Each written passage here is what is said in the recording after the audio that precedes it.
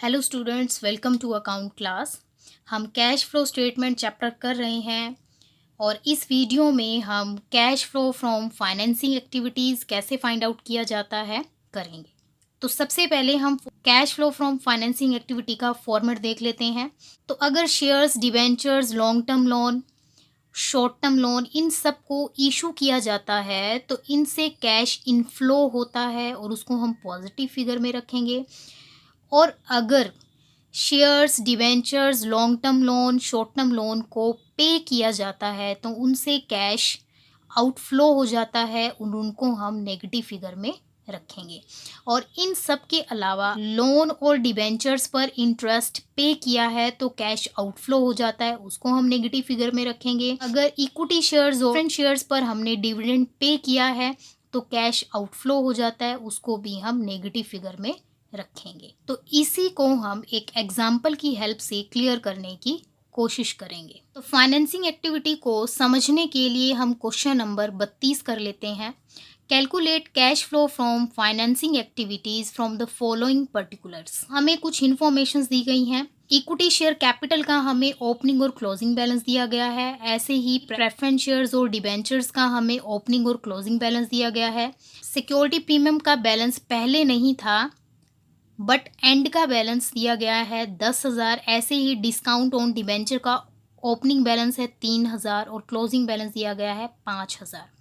Under writing commission on issue of shares है 5,000। Under writing commission on issue of debentures है 2,500।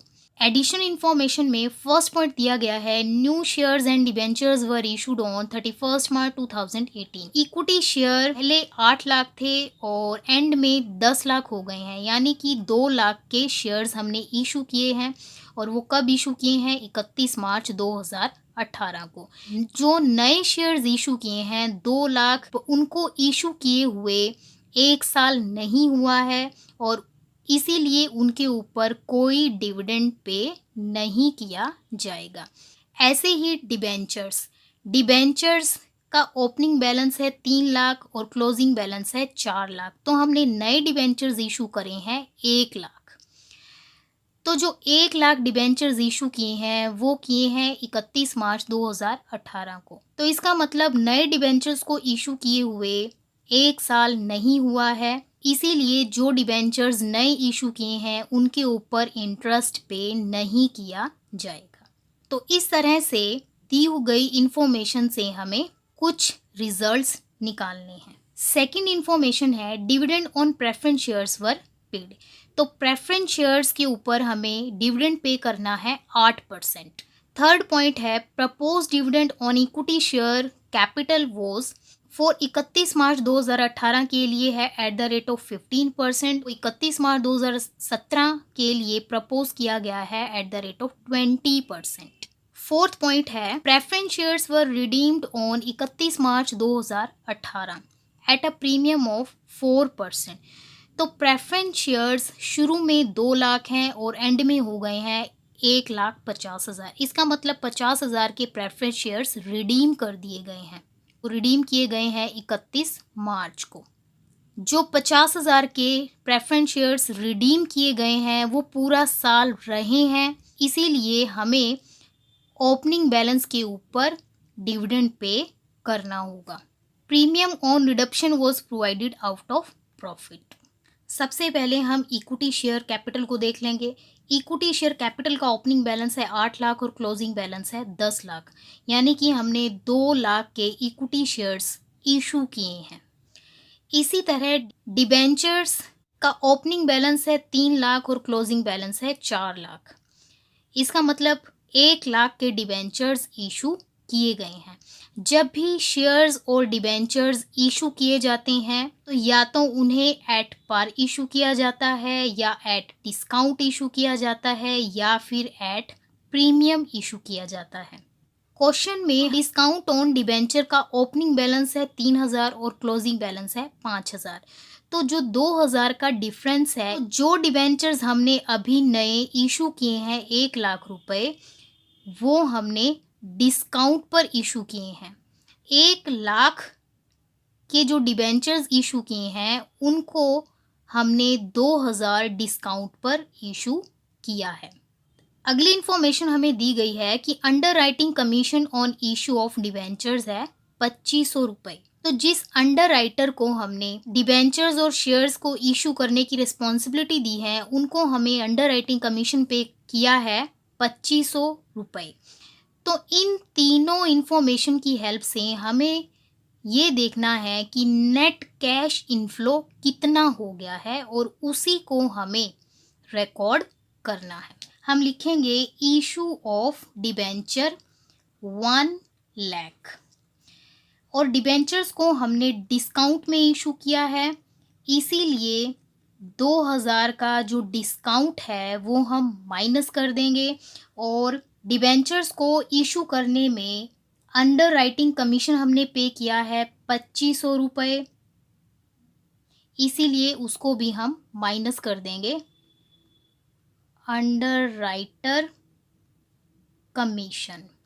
और इन तीनों की हेल्प से जो नेट कैश इनफ्लो है उसको हम कॉलम में रिकॉर्ड करेंगे और हमारी नेट फिगर आएगी 95,500।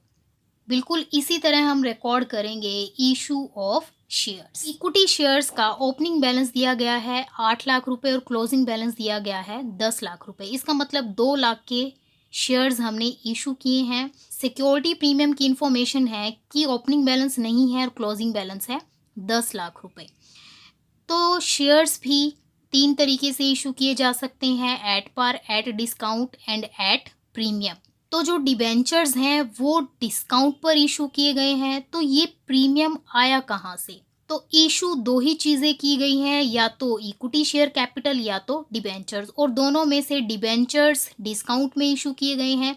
तो इसका मतलब जो ये प्रीमियम है वो शेयर्स के इशू करने पर आया है। इसका मतलब जो इक्विटी शेयर्स हमने इशू किए हैं वो प्रीमियम पर इशू करे हैं 10,000। अगली इंफॉर्मेशन हमें दी गई है under writing commission on issue of share है 5,000। इन तीनों इंफॉर्मेशन को हम रिकॉर्ड कर लें। 2 लाख के शेयर्स हमने इशू किए हैं और 10,000 प्रीमियम पर हमने उसको इशू किया है और 5,000 का हमने अंडर राइटिंग कमीशन पे किया है। और इन तीनों की हेल्प से जो हमारी नेट अमाउंट आएगी कैश इनफ्लो वो होगी 2,05,000। ये कैश इनफ्लो आया है हमारा, इसलिए हम इनको पॉजिटिव फिगर में रिकॉर्ड करेंगे। नेक्स्ट पॉइंट है प्रेफरेंस शेयर से रिलेटेड। तो प्रेफरेंस शेयर्स का ओपनिंग बैलेंस है हमारा 2 लाख रुपए और क्लोजिंग बैलेंस है 1,50,000 रुपये।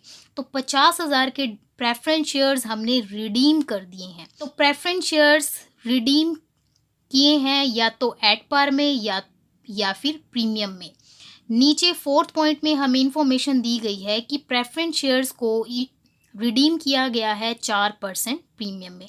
तो 50,000 का 4% होगा 2,000। यहाँ पे लिखेंगे रिडक्शन ऑफ प्रेफरेंस शेयर्स 50,000 और उनको 2,000 प्रीमियम में हमने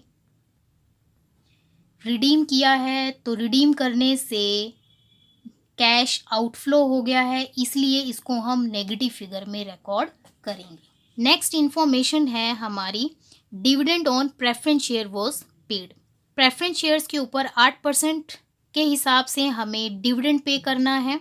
तो 2 लाख के ऊपर 8% डिविडेंड होगा 16,000, इसीलिए हम रिकॉर्ड करेंगे डिविडेंड पेड 16,000। डिविडेंड पे करने से कैश आउटफ्लो हो गया, इसीलिए हम इसको नेगेटिव फिगर में रिकॉर्ड करेंगे। 3rd पॉइंट है propose dividend on equity share capital. Current year में हमने डिविडेंड प्रपोज किया है 15%, बट हमें प्रपोज डिविडेंड रिकॉर्ड नहीं करना है, हमें रिकॉर्ड करना है जो हमने डिविडेंड पे कर दिया है। पिछले साल जो प्रपोज किया है इस साल हमने उसको पे कर दिया है, इसीलिए इक्विटी शेयर्स पे पेड डिविडेंड होगा 20%। 8 लाख के ऊपर 20% के हिसाब से हो जाएगा 1,60,000। तो जो 2 लाख के शेयर्स हैं उनको हमने अभी अभी इशू किए हैं इसीलिए उनके ऊपर हम डिविडेंड पे नहीं कर सकते, इसीलिए ओपनिंग बैलेंस पर हम डिविडेंड पे करेंगे। लिखेंगे dividend paid on equity shares 1,60,000। तो डिविडेंड पे करने से कैश आउटफ्लो हो गया है, इसीलिए उसको हम नेगेटिव फिगर में रिकॉर्ड करेंगे।